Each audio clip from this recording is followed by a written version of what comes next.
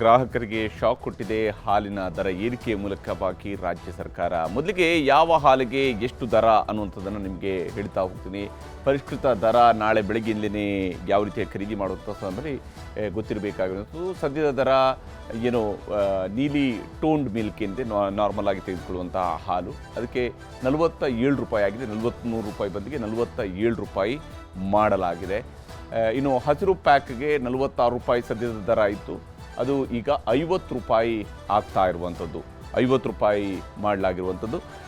ಇನ್ನು ಸದ್ಯದ ದರ ಆರೆಂಜ್ ಪ್ಯಾಕೆಟ್ಗೆ 48 ರೂಪಾಯಿ ಇತ್ತು, ಅದು ಈಗ 52 ರೂಪಾಯಿ ಆಗುತ್ತೆ. ಅಂದರೆ ಇಲ್ಲಿ ದರದ ಏರಿಕೆಯನ್ನು ಮಾಡಿರುವಂತಹ ಪ್ರಮಾಣ. ಅಂದರೆ ಇಲ್ಲಿ ಇದು ಅರ್ಧ ಲೀಟರ್ಗೆ, ಈ ಹಿಂದೆ 550 ml ಮಾಡಿದ್ರಲ್ಲ ಆ ದರದ ಆಧಾರದ ಮೇಲೆ ಅಲ್ಲ, ಇದನ್ನು ನೀವು ಅರ್ಧ ಲೀಟ್ರ್ 500 mlನ ದರದ ಲೆಕ್ಕದಲ್ಲಿರುವಂಥದ್ದು. ಸದ್ಯ 50 ರೂಪಾಯಿ ಇರತಕ್ಕಂತಹ ಆರೆಂಜ್ ಸ್ಪೆಷಲ್ಗೆ ಈಗ 54 ರೂಪಾಯಿ ಮಾಡಲಾಗಿದೆ, 4 ರೂಪಾಯಿ ಅಲ್ಲೂ ಕೂಡ ಏರಿಕೆಯಾಗಿದೆ.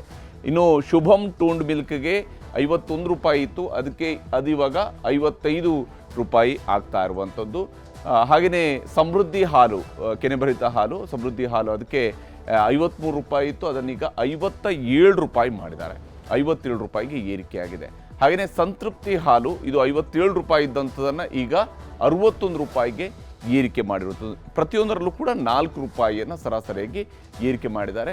ಮೊಸರು 1 kgಗೆ 50 ರೂಪಾಯಿ ಇದ್ದಿದ್ದನ್ನು ಈಗ 54 ರೂಪಾಯಿಗೆ ಮಾಡಿದ್ದಾರೆ. ಈ ಮೂಲಕವಾಗಿ ದರ ಏರಿಕೆಯನ್ನು ಮಾಡಿರುವಂಥದ್ದು ರಾಜ್ಯ ಸರ್ಕಾರ. ಇದಕ್ಕೆ ಸಂಬಂಧಪಟ್ಟಂತೆ ಆದೇಶವನ್ನು ಹೊರಡಿಸಿರುವಂಥದ್ದು. ಅಂದರೆ ಈ ದರ ಏರಿಕೆಯ ಮೂಲಕವಾಗಿ ಈ ಹಿಂದೆ ಏನು 50 ml ಅನ್ನು ಏರಿಕೆ ಮಾಡಿ, ಒಟ್ಟು ಪ್ರಮಾಣದಲ್ಲೂ ಕೂಡ 50 ml ಅನ್ನು ಏರಿಕೆ ಮಾಡಿ ಆವಾಗ ಒಮ್ಮೆ ದರ ಪರಿಷ್ಕರಣೆ ಮಾಡಿದ್ರಲ್ಲ, ಅದರ ಆಧಾರದ ಮೇಲೆಲ್ಲ ಪೂರ್ವ ಅಂದರೆ 50 ರೂಪಾಯಿಯ 500 mlನ ಆಧಾರದ ಮೇಲೆ ಇವಾಗ ದರ ಏರಿಕೆಯನ್ನು ಮಾಡಿದ್ದಾರೆ. ಸಹಜವಾಗಿಯೇ ಇದು ಗ್ರಾಹಕರ ಸಿಟ್ಟಿಗೆ ಕಾರಣ ಆಗಿದೆ. ಯಾಕಂದರೆ ರಾಜ್ಯ ಸರ್ಕಾರ ಮತ್ತೆ ಗ್ರಾಹಕರ ಕಿಸೆಗೆ ಕತ್ತರಿಯನ್ನು ಹಾಕ್ತಾ ಇದೆ ಅಂತೇಳಿ.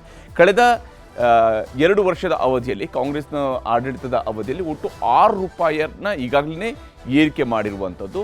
ಆದರೆ ಓವರಾಲ್ ಆಗಿ ನಾವು ಕನ್ಸಿಡರ್ ಮಾಡಿದಾಗ ಒಟ್ಟು 9 ರೂಪಾಯಿವರೆಗೂ ಕೂಡ ಏರಿಕೆ ಆಗಿದೆ. ಹೇಗೆ ಅಂತ ಹೇಳಿದ್ರೆ 50 mlನ ಲೆಕ್ಕದಲ್ಲೂ ಕೂಡ ಒಮ್ಮೆ ದರ ಏರಿಕೆಯನ್ನು ಮಾಡಲಾಯಿತು. ಆದರೆ ಅದಕ್ಕೆ ನಾವು ಹೆಚ್ಚುವರಿಯಾಗಿ ನಿಮಗೆ ಹಾಲು ಕೊಡ್ತಿದ್ದೀವಿ, ಕೇವಲ ಹೆಚ್ಚುವರಿ ಆಗಿರ್ತಕ್ಕಂಥ ಹಾಲಿನ ದರ ಮಾತ್ರ ನಾವು ಹೇಳಿರುವಂಥದ್ದು.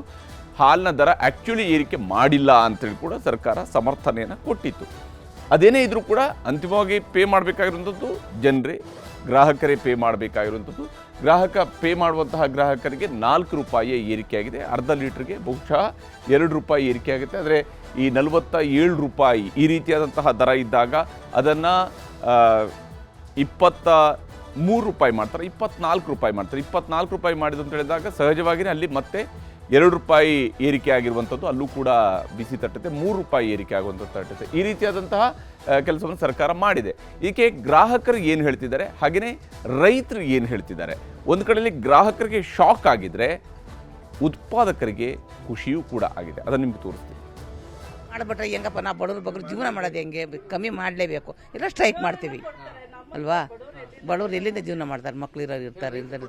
ಇವಾಗ ಹಾಲು ರೇಟು 4 ರೂಪಾಯಿ ಜಾಸ್ತಿ ಮಾಡಿದ್ದಾರೆ, ನಮಗೆ ಕೊಡೋಕ್ಕಾಗಲ್ಲ. ನಾವು ಕೂಲಿ ಕೆಲಸ ಮಾಡೋದು, ಅಥವಾ ನಾವು ರೈತರು ಕೊಳ್ಳಿ ಬಿಡಿ, ನಾವು ಎಲ್ಲಿಂದ ಕೊಡೋಕ್ಕಾಗತ್ತೆ.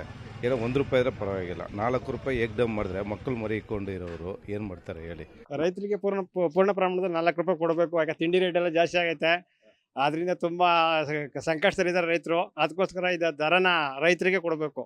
ಎಲ್ಲ ಪ್ರತಿನಿತ್ಯ ಇನ್ಫ್ಲೇಷನ್ ಡಿಫ್ಲೇಷನ್ ಇದ್ದೇ ಇದೆ ಮಾರ್ಕೆಟಲ್ಲಿ, ಎಲ್ಲರಿಗೂ ಲಾಸ್ ಆಗ್ತಾನೆ ಇದೆ. ನಮಗೂ ತೊಂದರೆ ಆಗ್ತಿದೆ. ಈಗ ಸರ್ಕಾರದಿಂದ ನಮಗೂ ಒಂದು ಸ್ವಲ್ಪ ಬೆಲೆ ಸಿಗ್ತಾ ಇದೆ, ಇದು ಸಂತೋಷದ ವಿಚಾರ ಅಷ್ಟೇ. ಹೀಗೆ ಗ್ರಾಹಕರು ಶಾಕ್ ಆಗಿದ್ದಾರೆ, ರೈತರು ಖುಷಿಯಾಗಿದ್ದಾರೆ. ದರ ಏರಿಕೆ ಮಾಡಿರೋದಾಗಿ ನಮಗೆ ಆ ಹಣ ಬರಬೇಕು ಅನ್ನೋದನ್ನು ಕೇಳಿದ್ರೆ ಅದರಲ್ಲಿ ಈಗ ಸರ್ಕಾರ ರೈತರಿಗೆ ಎಷ್ಟು ಹಣವನ್ನು ಅದರಲ್ಲಿ ಕೊಡುತ್ತೆ ಅನ್ನೋಂಥದ್ದು ಕೂಡ ಭಾಳ ಮುಖ್ಯ, ಮತ್ತು ಅದನ್ನು ಕರೆಕ್ಟ್ ಆದಂಥ ಸಮಯದಲ್ಲಿ ಕೊಡುವಂಥದ್ದು. ಇಲ್ಲಿ 2 ವರ್ಷದಲ್ಲಿ ಏನೆಲ್ಲ ಬೆಲೆ ಏರಿಕೆ ಆಗಿದೆ ಅನ್ನೋಂಥ ನೋಡ್ತಾ ಹೋದಾಗ ಹಾಲಿನ ದರ 2 ಸಲ ಒಟ್ಟು 6 ರೂಪಾಯಿಯಷ್ಟು ಏರಿಕೆ ಆಗಿದೆ ಹಾಲಿನ ದರದಲ್ಲಿ. ಮೆಟ್ರೋ ಟಿಕೆಟ್ ದರದಲ್ಲಿ 50%ಇಂದ 60%ನಷ್ಟು ಕೂಡ ಏರಿಕೆ ಆಗಿರೋದನ್ನು ನಾವು ನೋಡಿದ್ವಿ. ಇನ್ನು ವಿದ್ಯುತ್ ದರ ಯೂನಿಟ್ಗೆ 36 ಪೈಸೆಯಷ್ಟು ಏರಿಕೆಯನ್ನು ಮಾಡುವಂತಹ ನಿರ್ಧಾರವನ್ನು ಸರ್ಕಾರ ಪ್ರಕಟ ಮಾಡಿದೆ. ಬಸ್ ಟಿಕೆಟ್ ದರದಲ್ಲಿ 3 ರೂಪಾಯಿಂದ 10 ರೂಪಾಯಿವರೆಗೆ ದರ ಏರಿಕೆಯನ್ನು ರಾಜ್ಯ ಸರ್ಕಾರ ಮಾಡಿರುವಂಥದ್ದು. ಮುದ್ರಾಂಕ ಶುಲ್ಕದ ದರವನ್ನು 50 ರೂಪಾಯಿಂದ 500 ರೂಪಾಯಿಗೆ ಏರಿಕೆಯನ್ನು ಮಾಡಲಾಗಿತ್ತು. ಇನ್ನು ಪೆಟ್ರೋಲ್ ಡೀಸೆಲ್ ಮೇಲಿನ ದರವನ್ನು ಲೀಟ್ರಿಗೆ 2 ರೂಪಾಯಿ ಏರಿಕೆ ಮಾಡಿರುವಂಥದ್ದು ರಾಜ್ಯದಲ್ಲಿ ಸುಂಕದ ಮೂಲಕವಾಗಿ. ಇನ್ನು ಆಸ್ತಿ ದಾಖಲೆ ನೋಂದಣಿ ಶುಲ್ಕವನ್ನು 200%ನಷ್ಟು ಹೆಚ್ಚಳ ಮಾಡಿರುವಂಥದ್ದು ರಾಜ್ಯ ಸರ್ಕಾರ. ಲೀಟರ್ ನೀರಿಗೆ ಈಗ 1 ಪೈಸೆ ಹೆಚ್ಚಳಕ್ಕೆ ಸಿದ್ಧತೆಯನ್ನು ಮಾಡ್ಕೊಂಡಿದ್ದೀವಿ ಅನ್ನೋದನ್ನು, ಕನಿಷ್ಠ 1 ಪೈಸೆ ಆದರೂ ಹೆಚ್ಚಳ ಮಾಡ್ತೀವಿ ಅನ್ನೋದನ್ನು ಈಗಾಗಲೇ DCM ಹೇಳಿದ್ದಾರೆ, ಜಲಸಂಪನ್ಮೂಲ ಸಚಿವರು ಹೇಳಿದ್ದಾರೆ. ಹೀಗೆ ಒಂದಾದ ಮೇಲೊಂದು ದರ ಏರಿಕೆ ಆಗ್ತಾ ಇದೆ. ಸಹಜವಾಗಿಯೇ ಇದು ಗ್ರಾಹಕರಿಗೆ ಶಾಕ್ ಆಗ್ತಾ ಇರುವಂಥದ್ದು. ಹಣದುಬ್ಬರದ ಬಿಸಿ ಸಾರ್ವಜನಿಕರ ಮೇಲೆ ತಟ್ಟುವಂಥದ್ದು ಸರ್ವೇ ಸಾಮಾನ್ಯ. ಇದು ಈಗ ಸರ್ಕಾರ ಇದನ್ನು ಹೇಗೆ ಸಮರ್ಥಿಸಿಕೊಳ್ಳುತ್ತೆ ಅನ್ನೋದು ಕೂಡ ಅಷ್ಟೇ ಮುಖ್ಯವಾಗಿರುವಂಥದ್ದು. ಪ್ರತಿಪಕ್ಷಗಳು ದೊಡ್ಡ ಹೋರಾಟದ ಎಚ್ಚರಿಕೆಯನ್ನು ಕೂಡ ಸರ್ಕಾರಕ್ಕೆ ಕೊಟ್ಟಿದ್ದಾರೆ.